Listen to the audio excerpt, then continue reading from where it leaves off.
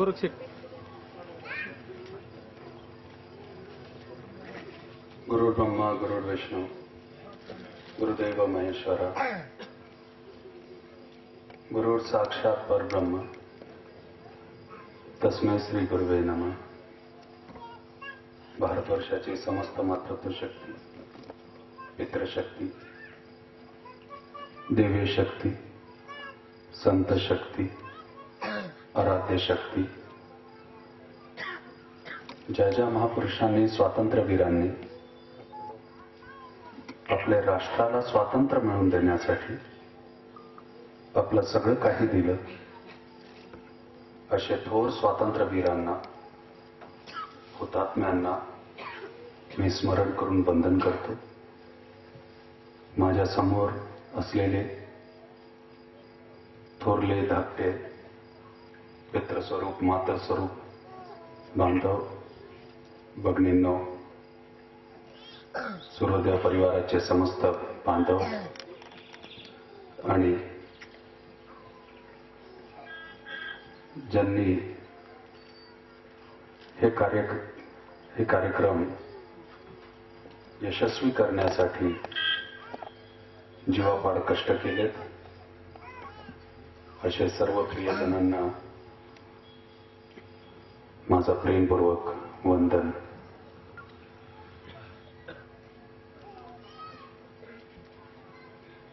जीवन काय आहे? हे गूढ प्रश्न आहे।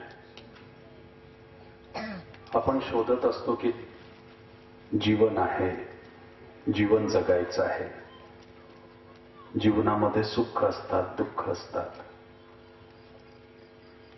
मृत्यू असते, जन्म असतो, अपमान असतात, अपयश असतात, त्याचप्रमाणे ज्ञान असतो, आनंद असतो। हे सगळं जीवनातला एक भाग आहे। पण खरं जर जीवन समजायचं असेल तर सोपे भाषेत जीवन कसं समजायचं? वेगवेगळ्या उपदेशामध्ये, व्याख्यामध्ये, परिभाषेत, व्याख्यानाच्या माध्यमातून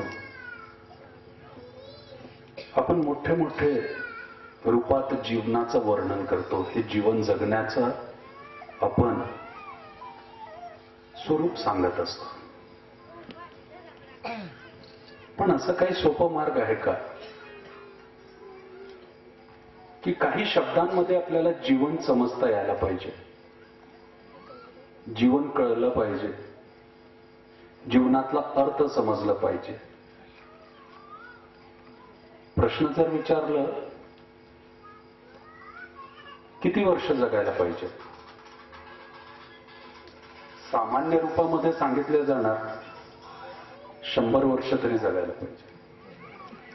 प्रार्थनामध्ये जीवन किती वर्षाचं असायला पाहिजे तर जीवते शरद शतम, म्हणजे 100 वर्ष तरी जगायला पाहिजे।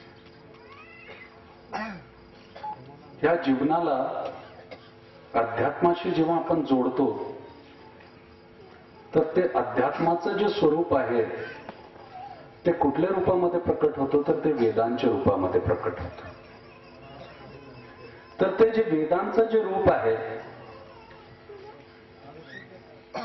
ते पण 4 अवस्थेमध्ये प्रकट होतं।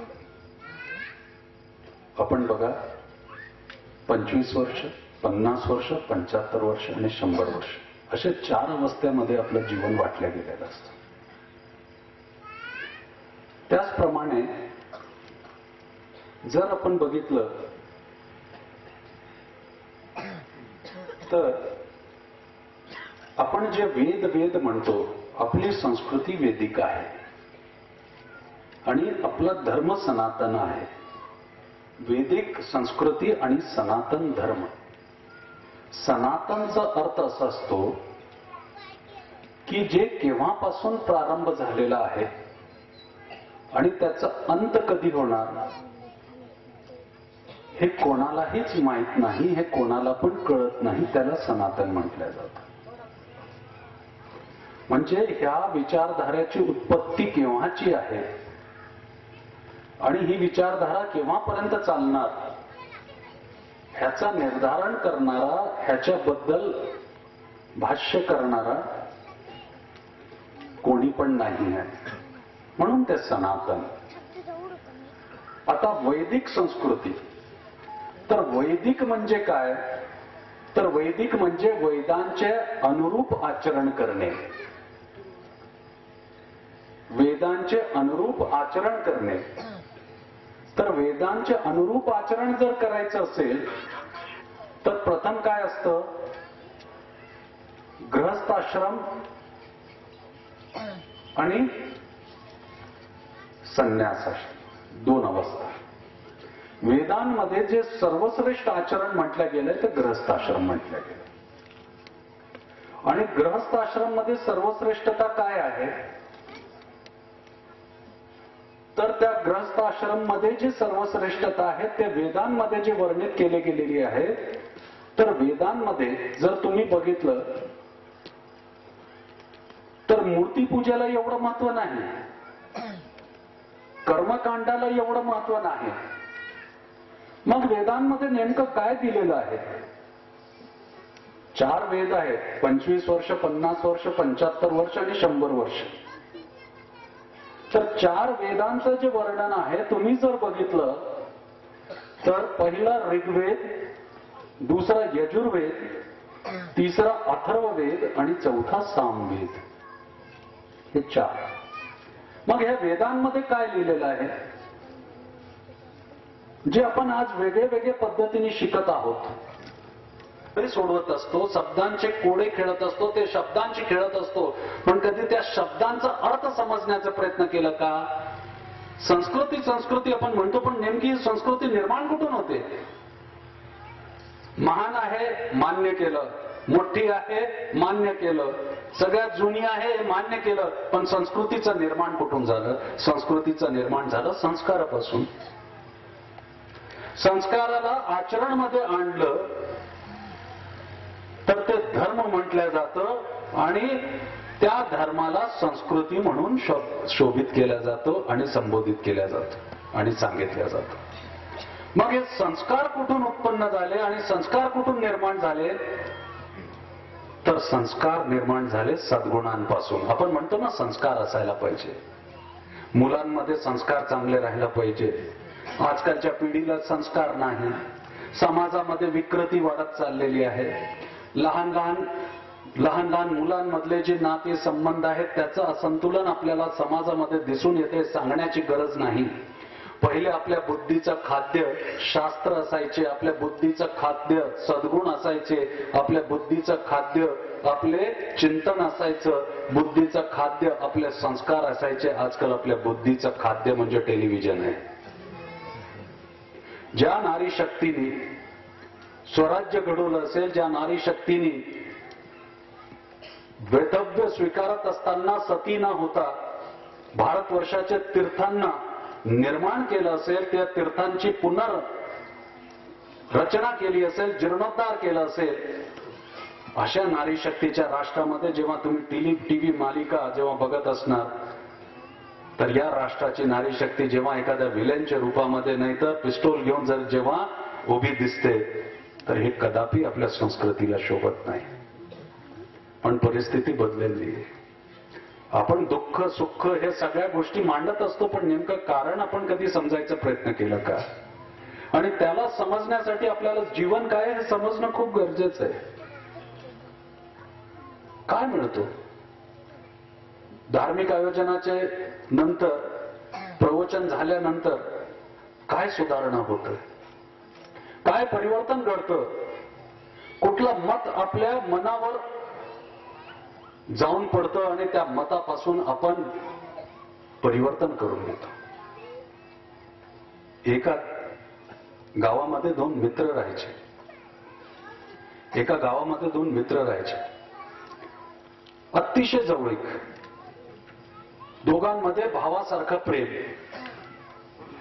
भाऊ जरी एखादा असतील तरी त्यांनी बघावं की दोघं मित्रांमध्ये किती प्रेम होतं. त्यातले एक मित्राचं लग्न झालं, त्याची मंडळी आली. दुसरा मित्र तिला बहीणसारखं वागवायचं आणि बहिणीसारखंच ठेवायचं. वहिनी पण नाही, बहीणसारखं. तिघांचं खूप चांगलं चाललेलं होतं.